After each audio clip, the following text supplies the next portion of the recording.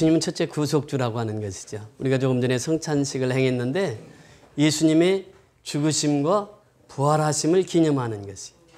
그래서 예수님은 구속주로 이 땅에 오셨습니다. 예수님이 이 땅에 오셔서 십자가에 죽지 아니하셨으면 우리는 누구도 구원받을 수가 없어요. 그래서 예수님을 구속주라 이렇게 표현합니다. 예수님은 여기서도 말씀하시고 있지만 창조주이십니다. 태초 이전부터 계셨던 분이 예수님이에요. 그러니까 예수님의 존재는 태초 이전부터 계신 분이에요. 그래서 우리가 창세기 1장 1절에 보면 태초에 하나님이 천지를 창조하시느니라. 여기서 하나님은 엘로힘의 하나님입니다. 히브리에 보면 복수의 하나님이에요. 그러니까 성부 하나님, 성자 하나님, 성령 하나님이란 말이죠. 그러니까 예수님이 창조주이시다 이 말은 창세기 1장 1절부터 등장이 됩니다. 그 창조주 하나님께서 말씀하시니까 물이 변하여 뭐가 됐다고요? 포도주가 되었어요. 그러니까 예수님은 기적의 하나님이십니다. 예수님이 말씀하시니 바디메오가 어떻게 됐다고요? 눈을 떴다는 것이에요. 오늘도 이제 눈 뜬 역사가 나오는데 본문에 눈을 뜬 거. 예수님 말씀 한마디에 바디메오가 이 바디메오, 그러니까 바라는 말은 아들이고 디메오라는 말은 이름입니다. 그러니까 이 디메오의 아들 이제 바디메오가 예수님 말씀 한마디에 눈을 떠버린 거예요.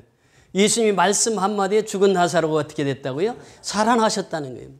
우리가 이 구약에 보면 에스겔 선지자에게 말씀하시잖아요. 저 마른 뼈의 환상을 보여주십니다. 이 뼈들이 능히 살겠느냐? 그러니까 에스겔이 어떻게 대답합니까? 누구만이 아신다고요?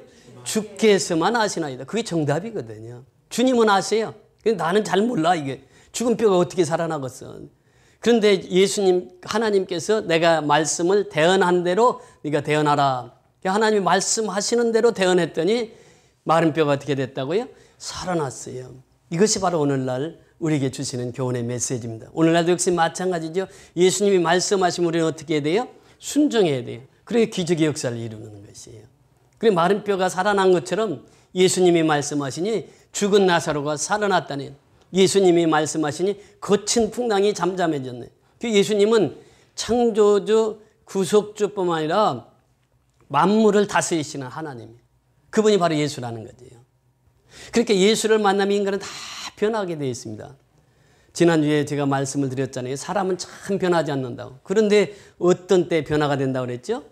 죽음의 위기 앞에서. 그 다음에 어떤 때 예수 만나면 변화가 된다는 거예요. 그러니까 우리가 예수를 만난다고 하는 것은 얼마나 중요한지 몰라요. 내 인생 속에서 예수를 만난 사람하고 예수에 대해서 아는 사람하고는 근본적인 차이가 있습니다. 우리가 교회 나오면 예수 다 알아요. 예수가 하나님의 아들이시고 예수가 메시아고 예수는 기적을 행하시는 분이고 예수에 관해서 잘 알아요.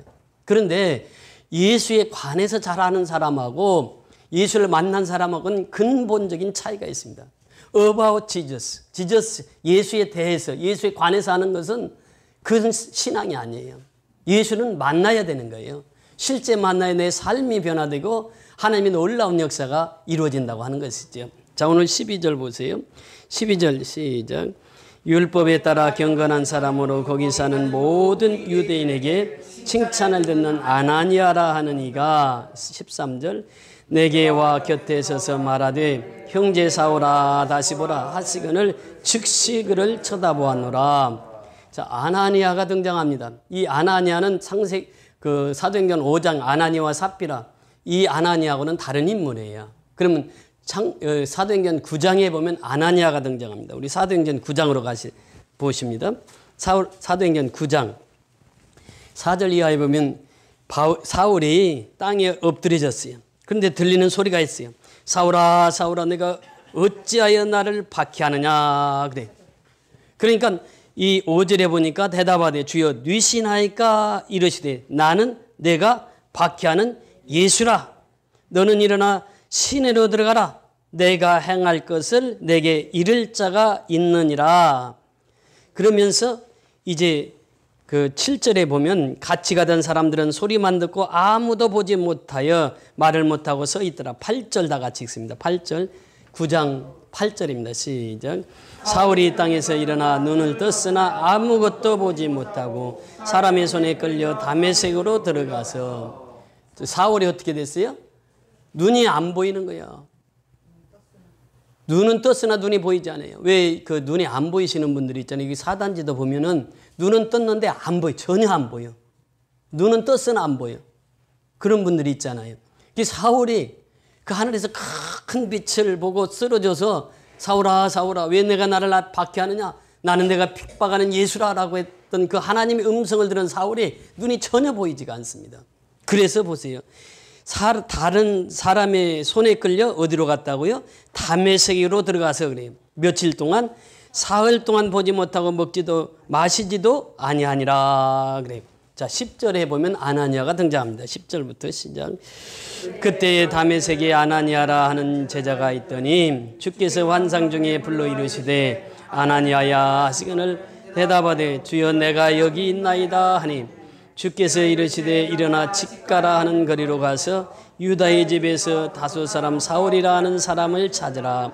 그가 기도하는 중이니라. 그가 아나니아라 하는 사람들이 들어와서 자기에게 안수하여 다시 보게 하는 것을 보았느니라 하시니라.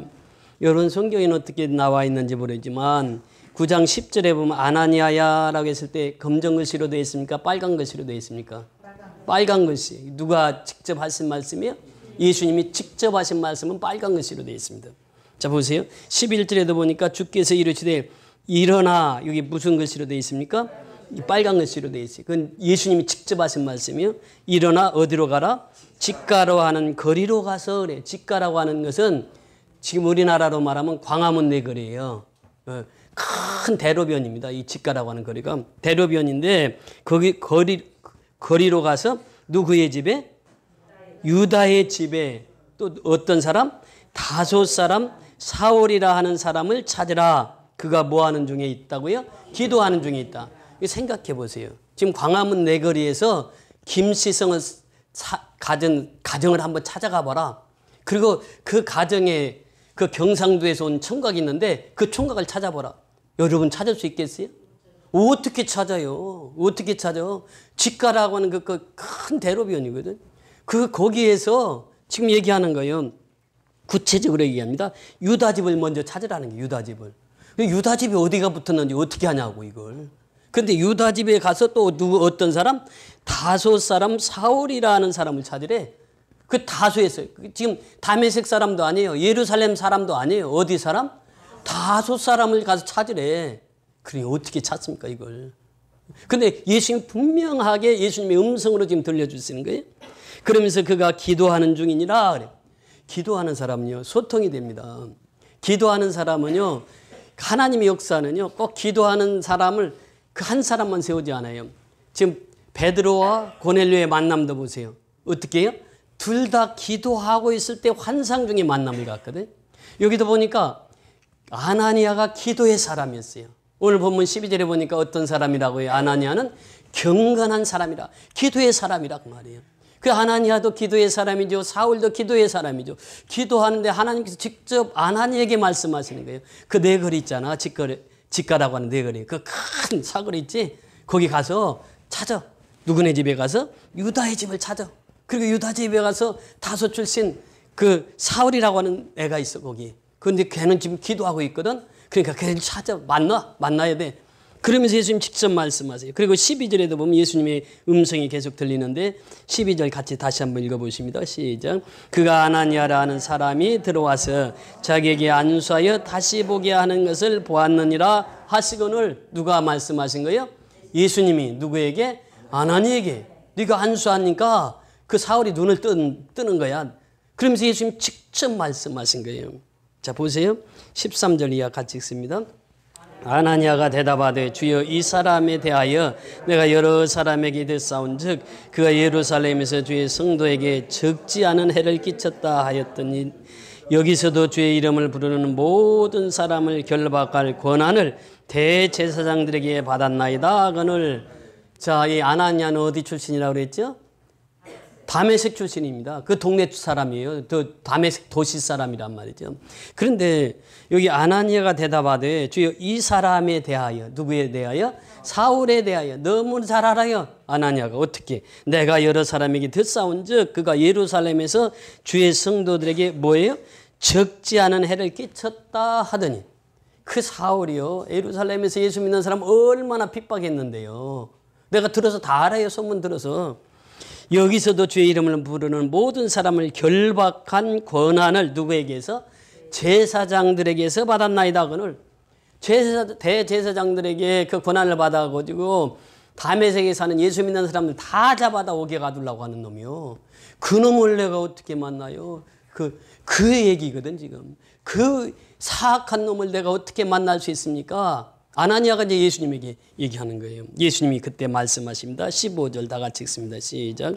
주께서 이르시되 가라, 이 사람은 내 이름을 이방인과 임금들과 이스라엘 자손에게 전하기 위하여 택한 나의 그릇이라.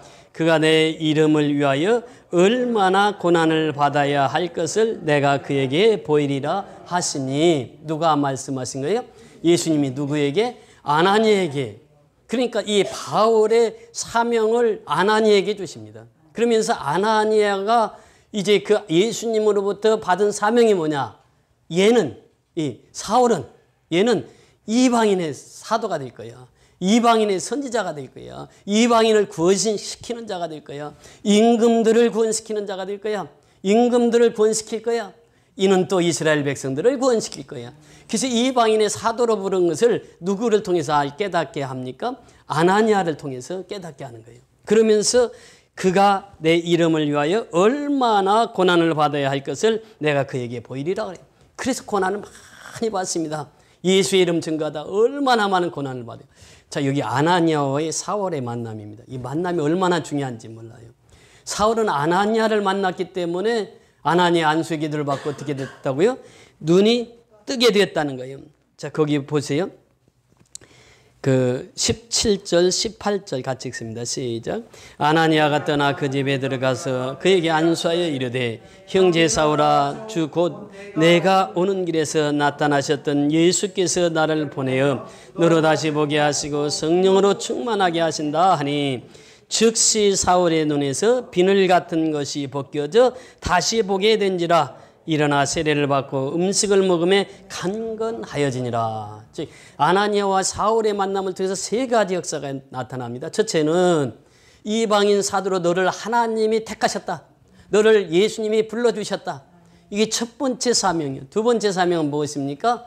안수에서 기도했더니 눈에서 비늘 같은 게 떨어져서 다시 보게 되었다며. 사흘 만에 이제 그가 다시 보게 되는, 아나니아 안수의 기도를 통해서 눈이 떠졌다는 거예요. 세 번째는 예수의 이름으로 세례를 받았다고 하는 것입니다. 여러분, 우리 교회에서도 그런 역사가 있었잖아요. 유봉덕이라는 어린이가 요셉이하고 친구인데 6살 때 눈이 전혀 보이지 않았습니다. 우리가 매일 기도했잖아요. 서울대병원 세브란스 병원에서 얘는 못 고친다고 판명이 났습니다. 지금 미국 가도 못 고친다고 그랬어요.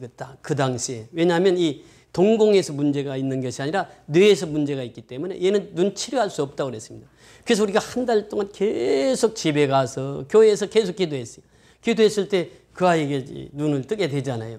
지금도 이제 요셉이하고 그때 어렸을 때 6, 7살 때 그 교회 앞마당에서 뛰어놀 때에 얘가 눈에 안 보이잖아요. 그러니까 그냥 막대기 가지고 이렇게 다니면은 또 요셉이가 같이 따라다니면서 다 해주고 애들이 막 약 올리는 거예요. 너 눈 안 보이지? 눈 안 보이지? 그럼 요셉이가 가서 그랬거든요. 근데 지금까지 이제 친구로서 참 가깝게 지내는데 지금 이제 직장에 취직해서 열심히 신앙생활하고 있습니다.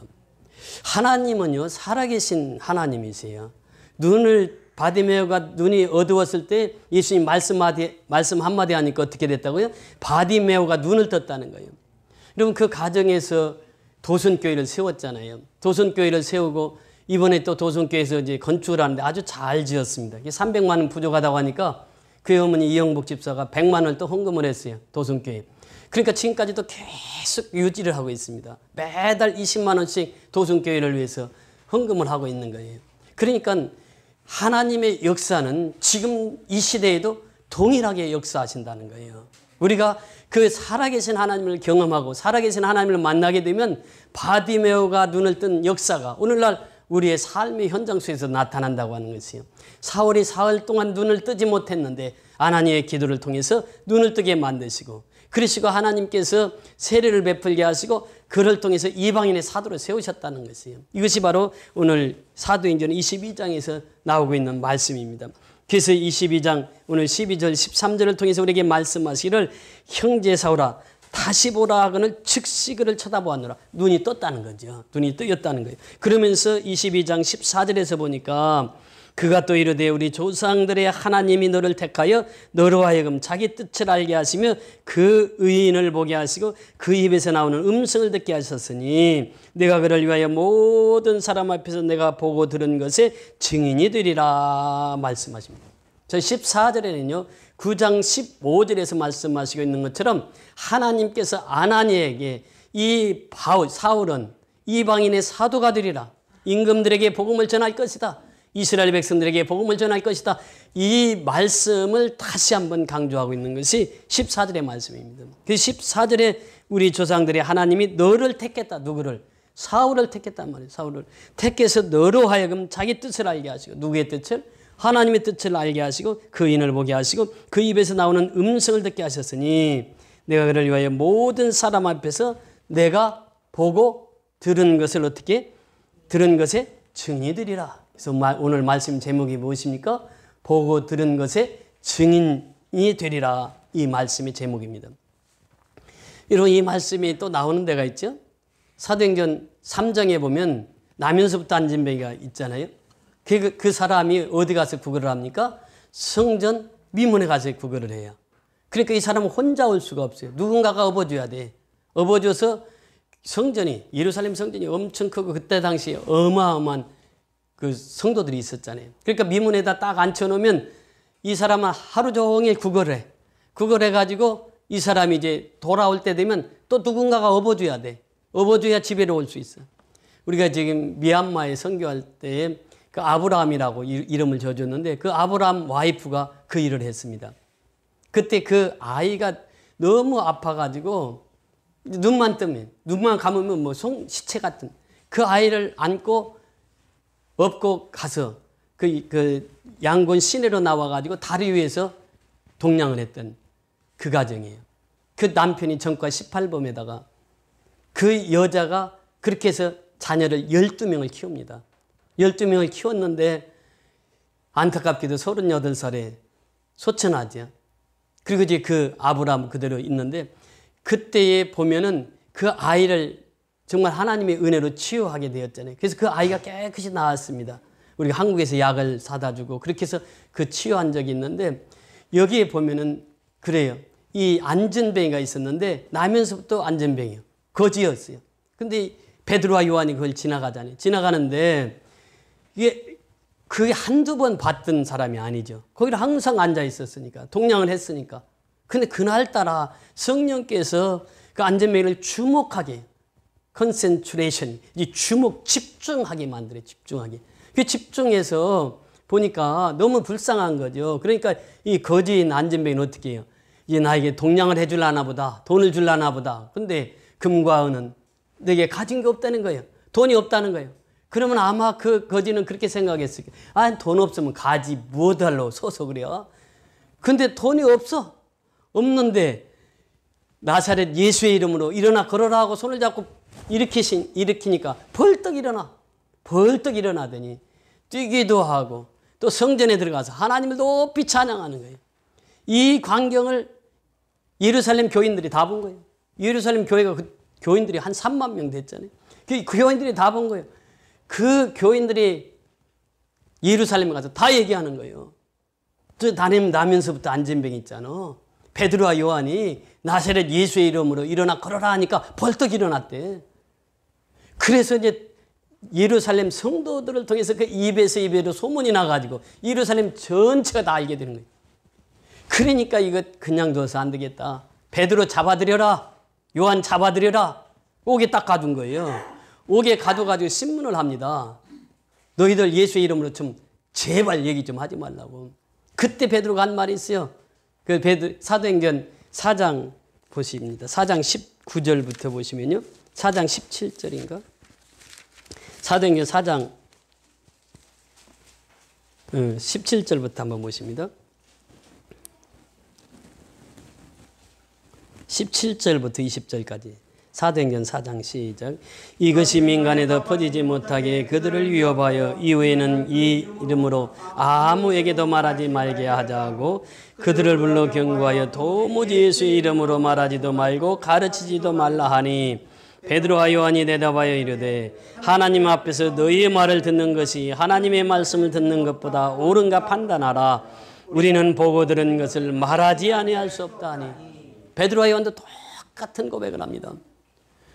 그래서 이 사람들이 그 소문이 나가지 못하게 하기 위해서 이제 감옥에 가뒀는데 얘기를 하는 거예요. 그들을 불러 경고하여 도무지 예수의 이름으로 말하지도 말고 가르치지도 말라 하니 그 뭐라고 대답합니까? 베드로와 요한이 대답하여 이르되 하나님 앞에서 너희의 말을 듣는 것이 하나님의 말씀을 듣는 것보다 옳은가 판단해봐라. 하나님의 말씀을 듣는 것이 사람의 말을 듣는 것보다 옳은가 판단해봐라. 그러니까 우리는 보고 들은 것을 말하지 아니할 수 없다네. 우리 직접 보았잖아요. 예수님이 그 안전병 일으키는 걸 직접 보았어요.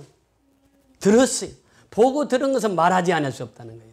오늘 본문도 똑같은 사도 바울을 통해서 말씀 고백합니다.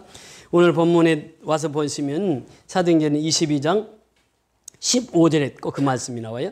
내가 그를 위하여 모든 사람 앞에서 내가 보고 들은 것에 무엇이 되리라? 증인이 되리라. 그 말이에요. 증인이 되리라. 그러면서 이제는 왜 주저하느냐? 일어나 주의 이름을 불러 세례를 받고 너희 죄를 씻으라 하더라. 이 죄 씻으라라고 하는 말은 딱 단어적으로 쓰입니다. 이 죄 씻으라라고 하는 말이 여기 나오는데요. 이 말은 죄 사함을 받으라라고 하는 의미입니다. 죄 씻으라라고 하는 것은 예수의 피로 단 이례적인 사건이에요. 죄 씻는 건. 그 세례를 받으면 이례적인 사건으로 우리의 죄 사함을 받습니다. 그래서 사도행전 2장 38절에 보면 36절 이하에 보면 이스라엘 백성들이 베드로의 설교를 듣고 우리가 어찌할꼬 하고 마음을 찢을 때에 주 예수 그리스도의 이름으로 세례를 받으라. 그리하면 성령 너희가 죄사함을 받고 성령을 선물로 받으리라. 이 죄사함입니다. 죄사함. 그 예수 믿으면 예수 믿고 예수의 이름으로 세례를 받으면 죄사함을 받아요. 성령을 선물로 받는단 말이죠. 그게 죄 씻으라라고 하는 이례적인 사건으로 죄사함 받으라 그 말입니다. 죄사함 받은 자만이 하늘나라에 들어갈 수 있다는 거예요. 죄사함 받은 자만이.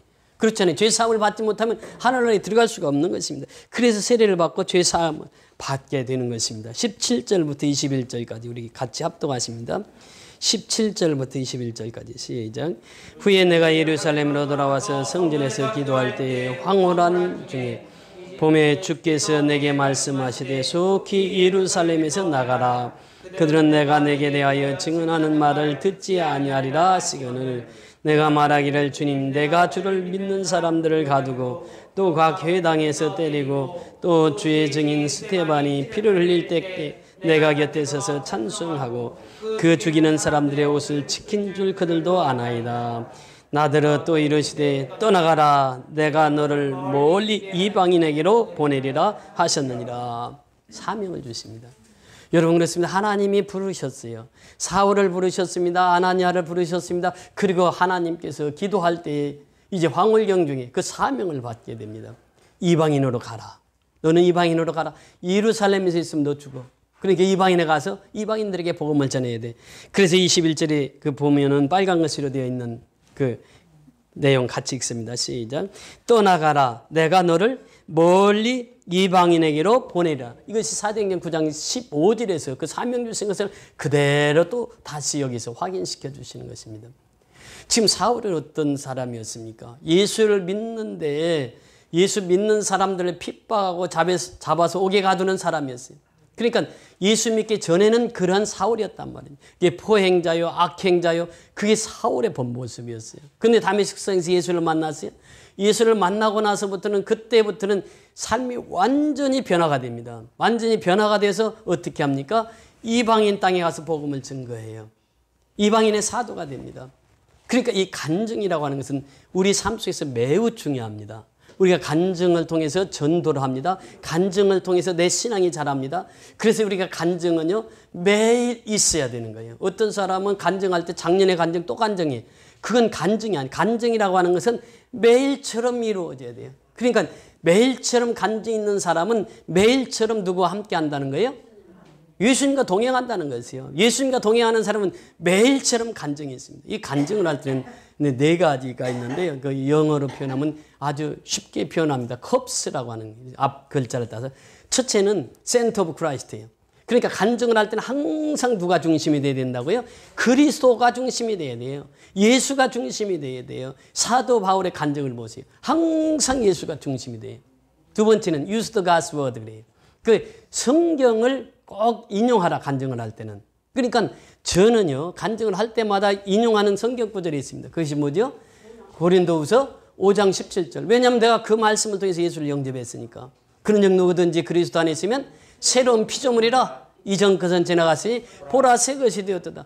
제 간증 속에는 그 구절을 뺄 수가 없는 거예요. 그 간증 속에는 하나님의 말씀을 사용하라는. 그 다음에 이 컵스, 그 다음에 퍼스널리티. 세 번째는 그러니까 개인적으로 간증을 하라는 거예요. 남에게 들은 간증보다는 자기 간증을 하라. 개인적인 간증. 그 다음에 마지막 S는 쇼틀림. 간략하게 하라는. 간증은 사도 바울이 한 3분이면 간증 끝납니다. 5분이면 끝나요. 아그리빠 왕 앞에서 길게 간증하지 않아요. 26장이 또 나오지만 그러니까 사도 바울이 간증한 것이 사도행전 9장에서 그 다음에 사도행전 22장 오늘 본문에서 그 다음에 더 나가서 사도행전 26장에서는 아그리빠 왕에게 간증을 통해서 복음을 전합니다. 얘기했잖아요. 사도행전 9장 15절에서 먼저 이방인들에게서 복음을 전할 것이고 또 누구에게 복음을 전한다고 그랬죠? 임금 왕에게. 그 아그리빠 왕에서 간증하는 내용이 26장에 나옵니다. 그래서 간증이라고 하는 것은 쇼틀리요. 간략하게 하라는 거예요. 3분이면 됩니다. 5분이면 돼요.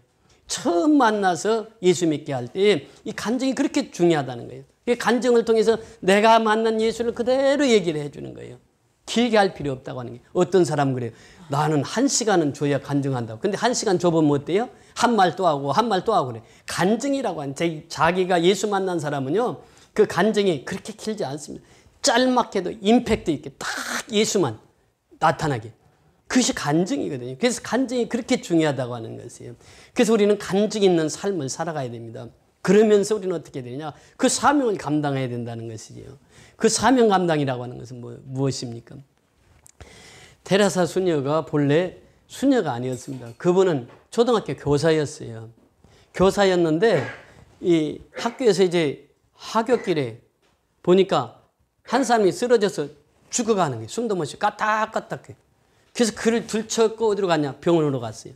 병원으로 갔더니 돈이 없다고 수술 못 한다고 안 받아주는. 또 다른 병원으로 막 업고 뛰어갔어요. 그랬더니 그 병원에서는 이 환자는 하층민이라 우리가 병원에서 치료할 수 없습니다. 또 그걸 들쳤고 셋째 병원으로 달려갑니다. 달려가다 보니까 자기 품에서 죽어요. 그러니까 이 사람이 학교 교사였는데 그 죽어가는 그 불쌍한 사람을 보면서 나는 저희들을 위해서 살아야 되겠다. 학교 사직 딱 하고 그때부터 이제 길거리에 있는 불량아들을 돌보기 시작해서 테레사 수녀가 되는 것입니다. 예수 만나면요. 인생이 완전히 바뀌는 거예요. 제가 김하중 대사의 하나님의 대사라고 하는 책 꼭 사서 읽어보세요. 한 돈 10,000원밖에 안 해요. 꼭 사서 읽어보세요. 저는 그 김하중 장로님이 글을 볼 때마다 읽을 때마다 너무 가슴에 와닿는 거예요. 이분이 중국 대사로 6년 반 최장수입니다. 대사로 6년 반에 있었어요. 그때 있었던 그 일화를 소개합니다. 그때 사스가 한참 유행했어요. 2002년도에 그때 사스가 30개국에서 사스가 일어나서 사람이 사스에 걸리면 막 죽어가는 거예요. 그래서 대한민국에서 대통령이 중국에도 연락을 했어요. 교민들 불러들이라고. 그래서 김하중 장로가 기도하는 게 하나님 앞에. 기도했더니 하나님께서 응답을 주시는데 어떤 응답을 주시느냐. 하나님께서 그런 응답을 주셨어요. 하나님께서 기도했는데 그 응답을 철수하지 마라. 내가 이 땅에 있는 너희 국민 중 어느 누구도 그 병에 걸리지 않도록 할 것이다. 이 응답을 딱 받은 거예요. 그래서 대사관과 대사관 직원들과 함께 교민들에게 모금을 합니다. 모금을 해가지고 중국 그 사스 걸려서 어려 죽어가는 사람들에게 그걸 후원을 해요. 그러니까 중국 언론에서 이것을 밝혀서 이게 나온 것입니다. 중국 언론에서 야, 한국 대사 김하중 대사가 모금해가지고 사스로 죽어가는 우리 중국인들에게 이렇게 도움을 줬어. 그래서 언론에서 이제 대표를 하다 보니까 그 언론을 통해서 알려지게 돼요. 그러면서 그때 당시에 하나님께서 응답해 주신 대로 한국 사람이 사스에 한 명도 안 걸린 거예요. 그러니까 세계에서 언론이 집중됩니다. 왜 한국 사람은 왜 사스에 안 걸리냐? 한국 사람들이 먹는 게 뭐냐? 한국 사람 제일 좋아하는 게 뭐냐? 뭐예요? 김치. 그래서 김치가 그 당시에 20, 30%가 해외 수출이 더 늘어납니다. 정말 하나님의 놀라운 역사잖아요. 근데 이 김하중 장로가 온누리교회 장로님이신데 그 이제 후로 통일부 장관도 하시고 그러신 분이에요. 근데 이분이요, 그 정년 퇴임하고 나서 얼마든지 또 그 노년에 그 돈을 벌 수 있는 길이 많습니다. 그런데 다 내려놓고 교회마다 가서 간증하는 거예요. 간증 있는 삶을 사는 거예요. 나는 하나님 앞에 기도했더니 이러한 여러 가지 내용이 있습니다만 다 소개를 못하는 거예요. 그분의 책을 사서 한번 꼭 읽어보세요. 하나님의 대사라는 게. 우리는 누구라고요? 하나님의 대사요. 그렇게 바울이 하나님의 대사의 직분을 받고 이방인 땅에 가서 그 이방인들을 구원하는 거예요. 우리가 미얀마 선교가 정말 얼마나 어렵고 힘듭니까? 그런데 하나님께서는 그 일을 우리에게 시키는 거예요. 근데 그 일을 통해서 얼마나 우리가 위로를 받고 감명을 받습니까? 지난주에 사이클론이 지나갔잖아요. 그래서 지난주에 양곤교회, 가찬교회, 또 가정교회, 또 가찬교회에서 시작한 또 가정교회. 그 네 교회가 예배를 드리지를 못했어요. 왜냐하니까 지난 주일날 거기에 지나갔거든. 지나갔는데 그러니까 배가 한 대도 안 뜬 거예요. 거기서. 그러니까 예배를 못 드린 거예요. 그리고 이제 그 다음에 가서 예배를 드렸는데 그 사이클론 태풍으로 인해서 미얀마 사람들이 450명 이상, 그리고 노향미 그 사람들이 400명, 850명 이상이 사망자가 났어요. 그래서 지금 우리 지교회 성도들은 어떠냐? 바로 물어보니까 답장이 왔어요. 우리 지교회 성도들은 한 사람도 위험을 당하지 않았습니다. 피해가 없습니다. 이렇게 답장이 왔어요. 얼마나 감사해요. 할렐루야죠. 근데 이제 좀 슬픈 소식은 이제 장로님이랑 가서 그때 얼굴을 보고 온 지가 얼마 안 됩니다. 그 샬롬 교회 애쉬 목사님 어머님이 지난주 목요일 날 대장암으로 소천을 하셨어. 한 네 또래 되는데 대장암으로 소천해서 지금 장례를 치르고 있다고 연락이 왔어요. 그 사람은요, 하나님이 부르시면 언제든지 가야 돼요. 그때 우리 만났을 때마다 식사 같이 하고 정정하셨는데 그 대장암으로 해서 소천을 하셨다고 연락이 왔습니다. 그래서 이제 미얀마를 우리가 이렇게 선교할 수 있는 것은 하나님께서 사울에게 주셨던, 바울에게 주셨던 그 사명, 그러니까 선교연합교회에 주신 사명, 그 사명을 감당하니까 하나님께서 그 선교연합교회를 통해서 계속해서 선교할 수 있도록 그 길을 열어주시는 거예요. 그래서 우리가 꼭 기도해야 될 사람들이 있습니다. 선교의 후원자들이에요. 후원자들이 참 많습니다. 이 후원자들을 위해서 우리가 새벽마다 기도하는 거예요. 그 기도해서 그 후원자들이 계속해서 후원해서 우리가 미얀마 선교를 지속할 수 있도록 그렇게 후원자들을 위해서 계속 기도해 주시기 바랍니다. 오늘 사울에게 우리에게 주신 말씀, 우리가 간증 있는 삶을 살아야 되는데 그 간증 있는 삶이라고 하는 것은 무엇입니까? 내가 예수 만나기 전에 나는 이런 사람이었어요. 나는 전과도 몇 번 되고 술도 마시고 담배도 피고 그런 사람이었어요. 근데 예수 만나고 나서 나는 완전히 담배 끊고 술 끊었습니다. 이제는 새 사람이 되었습니다. 이제는 깜빵 안 가도 됩니다. 이게 간증이라는 간증. 그리고 내게 주어진 사명이 뭐냐? 복음을 전하는 거예요. 우리 김천란 집사님, 바울전도 회장이신데 지금 세 사람을 놓고 기도합니다. 지금 한 사람은 지금 왔잖아요. 유기춘이라고. 오늘 못 오셨는데 또 그 동네 사람 한 사람하고 세 사람을 놓고 기도하면서 세 사람을 지금 전도하기 위해서 온 힘을 기울이고 있어요. 필요할 때 가서 밥도 사주고 또 자기 집에 초청해서 커피도 타주고 그러면서 계속 전도의 열정을 불어넣고 있어요. 저에게 이런 명단을 주면서 목사님이 기도해 주세요. 이 세 사람 꼭 제가 전도하겠습니다. 이게 뭐냐? 사명이란 사명. 사명자는요, 그 전도하기 위해서 모든 영향을 쏟아붓습니다. 이것이 사명자의 삶이에요. 그래서 우리 선교연합교회는 미얀마 선교를 위해서 또 가난하고 헐벗은 이웃을 위해서 사명자로 우리를 세워주신 줄 믿습니다. 그 사명을 잘 감당해서 하나님 앞에 잘했다 칭찬받는 저와 여러분이 다 될 수 있기를 주의 이름으로 축원을 드립니다.